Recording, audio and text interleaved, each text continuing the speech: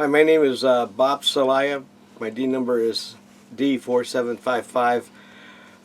This is the 40th anniversary of the Drop Zone Paris. This recording is for the Eternal Friends of Skydiving.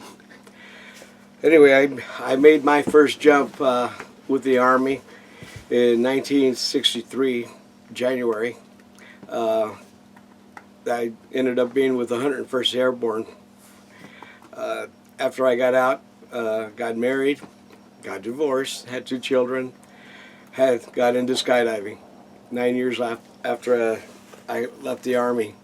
Went to Elsinore, made my first jump in 1974, and I haven't stopped yet. I had a trouble as a student, ended up coming over to Paris. Somebody told me there's another drop zone over the hill. So I traveled over here and met some people, and they were really friendly. I really enjoyed coming down here. It was a very small drop zone. They had a small little wooden shed, a construction shed. They used the manifest next to all the packing tables, and a cigar box inside with a chalkboard. And you just put your name on the board, put your money in the box, and when the airplane got filled, we went. I graduated from there, although I had a problem. I was spinning, and the instructor graduated me off student status, but I told him that I was spinning, and his response was, "Well, you were face to earth." So I was signed off. I traveled back and forth from Paris to Elsinore, and while I was at Elsinore, I met Tom Vasquez, who taught me, and Ray Guerrero Pelon, who talked me into becoming a Latin skydiver. That's probably one of the best times of my life is skydiving. Great bunch of guys.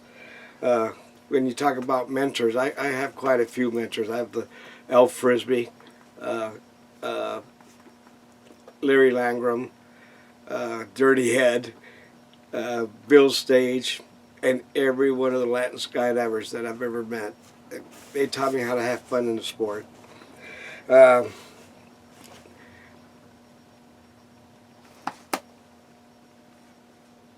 I'm lost for words.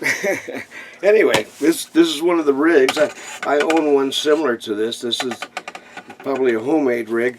This particular rig belonged to Alex Pena, who was a long-time Latin skydiver.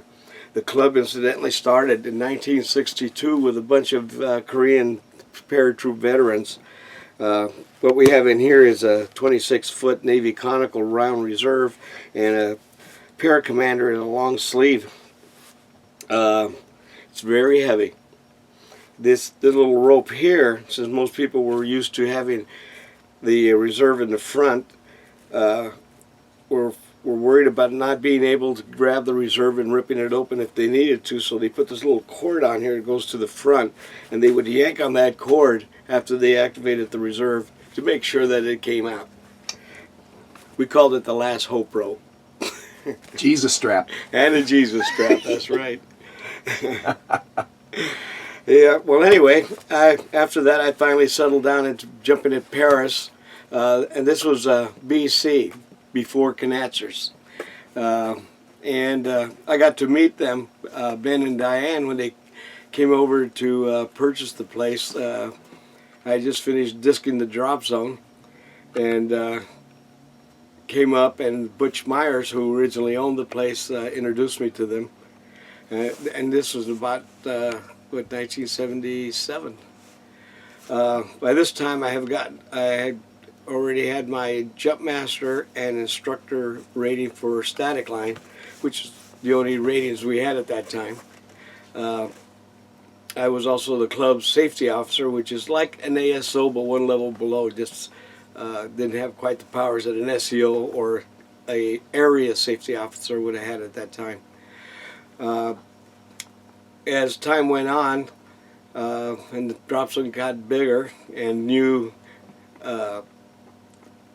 instructional rating were developed, I ended up getting my AFF rating. I tried tandems. This is before there were drogues, and I just didn't like it. It was a tough way to do a student, so I decided not to do any tandems. I eventually got my static line, AFF, and IAD, IE rating, instructor examiner. Did a lot of AFF courses throughout the year, and static line courses for quite a while. I did a lot of training here back in the day where we were putting out a lot of students. I would have up to 35 to 40 first jump students in a class. This is back when we were doing primarily static line jumps. Put a lot of students out. At one particular time when the clouds were getting kind of low, I was kind of getting worried, and I had 2 loads of students, first jump students. I put 18 in each aircraft. Came around, I put out 9 in a pass when 4 was the norm. We had a pretty good time. Got to meet a lot of good people. People like Joe Morgan, of course. Who can forget Joe? There's so many different names. You start with L.A. We'll start with A. Al Kruger, and end with Z. Can't even think of anybody. There's just so many people, and that's what kept me in the sport, was the people. Skydiving was a lot of fun, but the people were even better. My wife and I, Judy Owens at the time, but now Judy Celaya, she and I both got into judging. She's doing it a lot more nowadays than I am. She travels the world, but we are both. I am a formation skydiving FAI judge. Another one of my ratings. I had a pro rating. I'm currently a ASO. I have been since '91, I believe, an ASO. I'm a master rigger, and I do a lot of rigging training nowadays. I'm also a designated rigger examiner for the FAA. I still jump, not quite as often as I like to, or used to, or can. I've had a few injuries that I'm trying to work out, but I still got my gear.